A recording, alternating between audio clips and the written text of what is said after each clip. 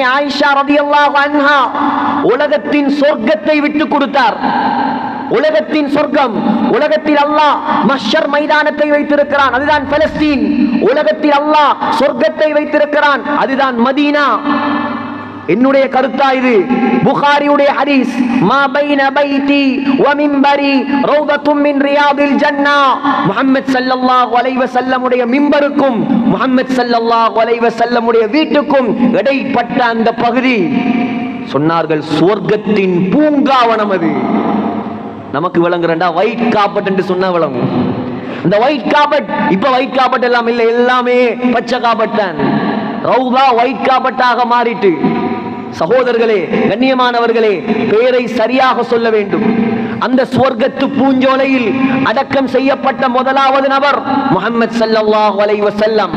அந்த சுவர்க்கத்தில், உலகத்தின் சொர்க்கத்தில் இரண்டாவது அடக்கப்பட்டவர் அபூபக்கர் சித்தீக் ரலியல்லாஹு அன்ஹு. அந்த சுவர்க்கத்தில் மூணாவதாக ஒரு இடம் இருந்தது. அந்த இடத்தை அன்னை ஆயிஷா தனக்காக வைத்திருந்தார். உலகத்தின் தலைவர், உலகத்தின் சிறந்த சஹாபி, இவர்களுக்கு பக்கத்தில் சுவர்க்கத்தில் இடம். சாதாரண இடமா? சாதாரண இடமா? அமீருல் முஃமினீன் உமர் இப்னு கத்தாப் ரலியல்லாஹு அன்ஹு சுபஹ் தொழுகையில் கத்தியால் குத்தப்பட்டு சக்கராத்தில் இருந்து கொண்டு மகன் அப்துல்லாவை கூப்பிட்டு சொன்னார், அப்துல்லா, அப்துல்லா, ஆயிஷா நாயகியிடம் செல் மகனே, ஆயிஷாவிடம் செல் மகனே, அங்கே போய் நீ கேளு, ஆயிஷா தனக்காக வைத்திருக்கும் இடத்தை உமர் கேட்கிறார் என்று சொல். ஜனாதிபதி என்று சொல்லிவிடாதே. ஃபஇன்னி லஸ்துல் யௌம அமீரன் லில் முஃமினீன். நான் இப்ப அமீருல் முஃமினீன் அல்ல, நான் ஜனாதிபதி அல்ல, நான் கலீஃபா அல்ல, நான் இப்பொழுது சக்கராத்தில் இருக்கும் ஒரு சாதாரண மனிதன். ஜனாதிபதி என்று சொல்லாமல் உமர் கேட்கிறான் என்று சொல்.